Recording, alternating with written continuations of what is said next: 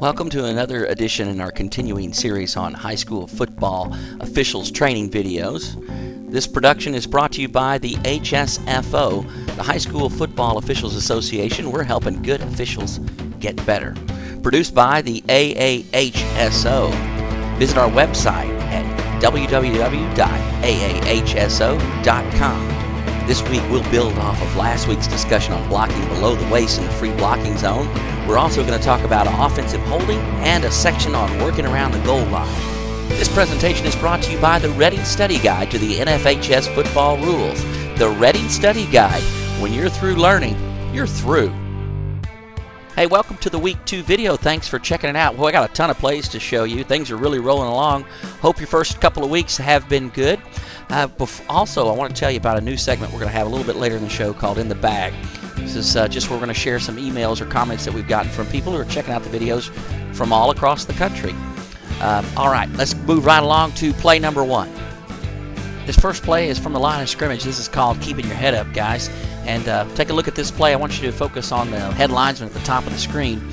See, the play starts, and you already see the first problem I've got with this. He's already out on the field, working his way toward the field. You got to stay on the sideline. You got to stay back. Let this play come to you. Now, very athletic moving with these guys, but way too close to the play. And here you see that he gets his head down. Look at his head. Now, the play goes on by him, and the players continue as they step out of bounds here. But his head is down. He's focused on the ground. And you've got to have a way of feeling where these spots are out of bounds. And I use the relationship of the large lines to guide me where these plays go out of bounds. And you want to keep your head up and focused on the continuing action as this player continues to move downfield into the end zone. Give you a couple of looks at it here, and just, like I said, just develop a feel for where these plays go out of bounds. But the main thing is, can't emphasize this enough, you got to keep your head up. Follow this action. Shower down on your whistle. Cut the clock. Plays out of bounds. Watch for continuing action. Now, we give the defense a lot of leeway when these runners are running full speed down the sideline after stepping out of bounds. Give them a lot of leeway as far as continuing action and maybe a late hit. If the player's completely out of bounds and the defender's feet are out of bounds and there's action, then obviously that would be a foul. But this runner continues going. We wouldn't want a foul called for bumps against him as we shower down on the whistle, shut this play down. Keep your head up, guys. Watch the continuing action. Be great dead ball officials. All right, let's take a look at an offensive holding call here. I want you to keep an eye on this player right here, this left tackle, number 69. The line judge is at the bottom of the screen. This is your key line judge. So watch the action on this. We got the referee's going to pick this up. Correct call here on an offensive hold. Watch as he grabs the defender and just spins him around. Look at that shoulder that defender grabbed. Just a snatch there of the jersey. And you notice that right shoulder of the defensive end there really dip as he comes around. Now watch this slow motion here. Watch that right shoulder really dip. See right there? That's where he grabs a hold of him. It's just a split second, but look, the runner goes by him. So this is the point of attack. There's a clear material restriction. We say look at the technique and then watch the defender as he tries to get around this block. He showed us something really obvious there with that shoulder dipping. That's a really unnatural move, and the reason that he moves like that is because this big old left tackle's got a big old handful of jersey and just snatches him down. This is a material restriction, a grab and restrict at the point of attack, correctly called here by the referees. Line judges, your key. Stay with your keys. Focus. Concentrate. Let's get these offensive holdings. Good job for the referee. Let's take another look at an offensive hold. Remember what I was saying about an unnatural move? Look for an unnatural move. Watch this player number 19 here, standing right next to 6. The ball carrier, and we're talking about unnatural moves.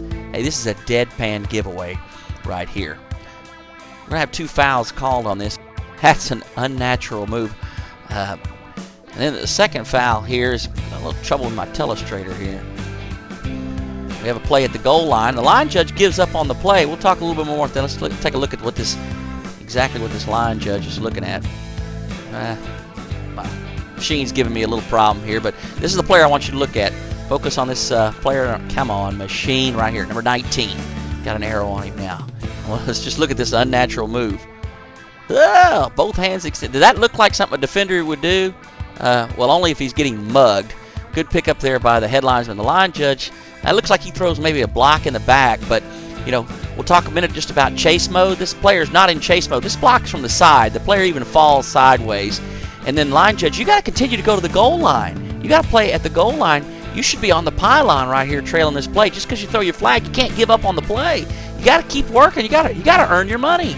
But there's the pylon down there. This is the money line. You got to be on this line every time a player comes over this line. So what's the call? Did we get him short, out of bounds? You know, we got to know what happened here, and we just can't give up on the play, line judges. But let me give you one more look at here. This offensive hold. This is a big one, guys. See, these are the holds I like for us to call. These big ones out in space, you know, where there's an obvious sign. Make them big.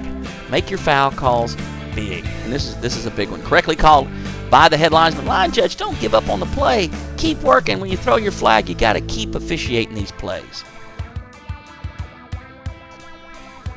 Couple of plays around the goal line. We get back-to-back plays here for this head linesman. We're going to get a couple of good looks at the mechanic here. But let's talk a little bit about the mechanics before we set this play up for you. 7-yard line and in, going into the goal line. Anytime the ball reaches the 7-yard line or in, your first move for the wing officials, head linesman and line judge, is immediately to the goal line. So when the ball is snapped, you want to move to the goal line and set up and wait. If the runner gets drugged down before the goal line, short of the goal line, no rush to get to him. You just want to wait till he's down, then come off the goal line, go back up, track back up field, off the field of play to the dead ball spot or the spot of the forward progress, then make a 90-degree turn in and get your spot. So 7-yard line and in, go straight to the goal line. That's your first move. Now there is an exception to this. On 3rd down or 4th down, if we have the line to gain between the 7-yard line and the goal line, we're going to want you to work that line to gain just like the goal line. So let's just say the ball is snapped at the 6 and the line to gain is the 3. As soon as the ball is snapped, you'd work your way to the 3-yard line and set up and officiate that plane, that line to gain. This is 3rd or 4th down. Then if the ball carrier goes by you, you know you got a first down, then you just shuffle on down to the goal line and work the goal line as a plane just like normal. So let's take a look at this play here. Set it up for you. The ball is snapped at the 4-yard line, and the ball snapped. Head linesman slides down to the goal line, and then the runner ends up short, and so he just comes back to the spot. Nice, squares it off nice there, comes in.